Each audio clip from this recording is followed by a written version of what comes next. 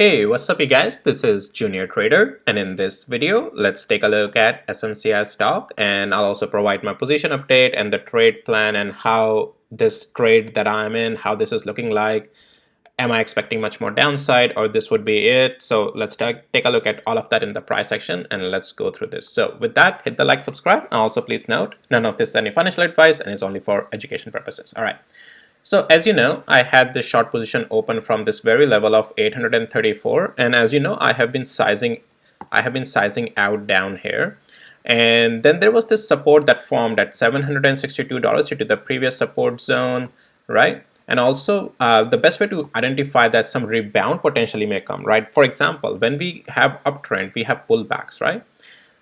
Just like that, when we are in the downtrend, we have rebounds, and then we have a downtrend, right? So this is where I started to get out a little bit more from my short position, because what I want to do is maximize the run on my short and then eventually try to get in again. But I was expecting a little bit more upside before I can add more. I didn't get that. So anyways, I'm still having 20% of short position that I'm still holding on this of my original size. So the structure on SMCI is not bullish, and this is when I also said when this rebound was coming that, guys, this, as long as we are below 835 or 855, this is just a rebound in an ongoing downtrend, and then we rejected there.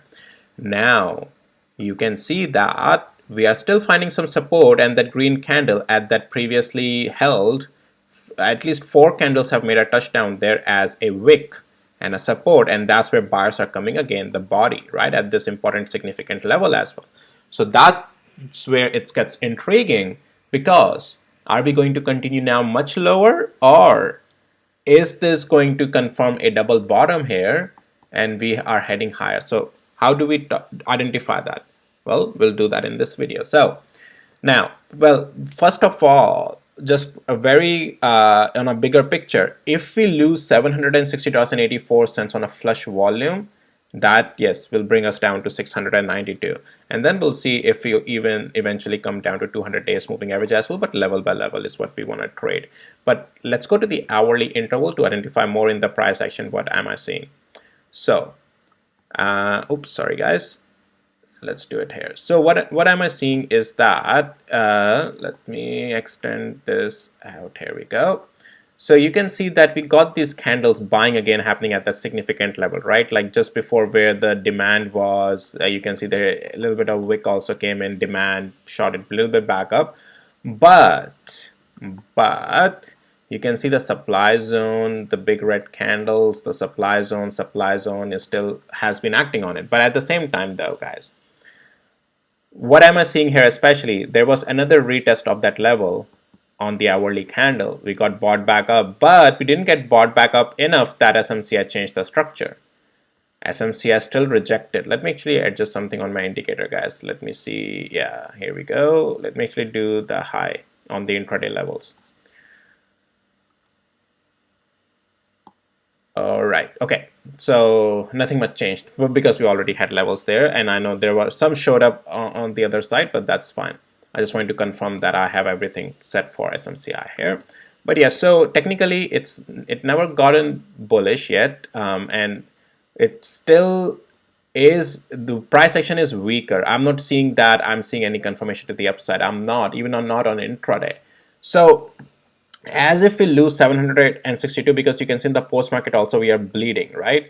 As if we now lose 762, get prepared for some, flush moves like to the at least next level by level on intraday as well, like 741, 720, and so forth. But like, what is the possibility for the upside? Well, for that, I would say let it go above 20 hours moving average first, and also 50 hours moving average. That may give you some intraday upside. Otherwise, no. This is still looking weak to me.